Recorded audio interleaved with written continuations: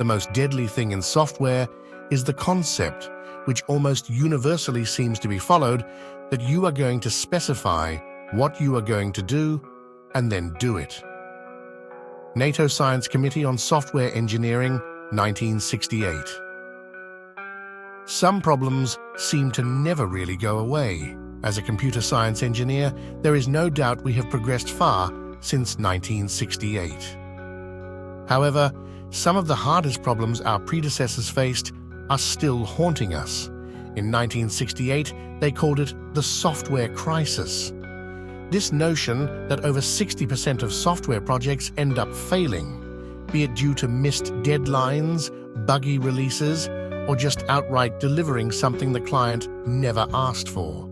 Over the decades, many solutions for this problem were created, the Agile Manifesto being a rather famous approach, but I think it is safe to say we have never really found the Holy Grail, the silver bullet to the software crisis. To this end, domain-driven development is simply another idea, another jab at the werewolf, another attempt at trying to kill the hydra of failed software projects and fired engineers. In this video series, which I would like to complete one day, I will be doing a summary of both my opinions and learnings from the book Learning Domain-Driven Design by Vlad Kononov. If you like what you hear and learn here, please do consider supporting the author by buying the book. Now that you have a basic idea of what we will be discussing here, let's get started with a simple question. What is a domain? Let's have a look at a famous study scenario. Can you guess the domain for this company? Go on, I will be waiting here. If you're as old as I am, you'd probably say something like mobile manufacturer. You'd be wrong. While it is true that at one point in time, Nokia did focus on making and selling mobile phones, since 2023, it has shifted its focus to network infrastructure, selling its entire mobile division to Microsoft. But Nokia's story does not start here. Oh no, it started hundreds of years ago. First as a pulp mill near a river, then as a rubber factory, after that a cables manufacturer, and after that into cell towers, and then mobile devices, and finally into network infrastructure. The reader with a keen eye will have noticed something in this timeline. The only constant in business is change. A company's domain, it's the main activity they are known for, and as you can see throughout this timeline, companies shift their main area of activity when it best suits them. As a consequence of this, a company's domain is volatile and changes as well. Not all companies will change as drastically as Nokia, but the important notion here is to understand that a company's domain is not static in time. This leads us to the next question.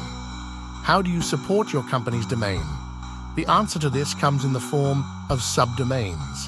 Subdomains are the pieces of the puzzle that make your overall operation work. For Starbucks, for example, their domain is selling coffee. To achieve this goal, they have several subdomains. HR for hiring, real estate to decide where to open a shop, accounting and finances to pay everyone, logistics to make sure the necessary ingredients arrive in time, and so on. Every company has several subdomains that work together to make the company's main area of activity possible. However, not all subdomains are the same. Generally speaking, we can consider three main types of subdomains: core, generic, and supporting.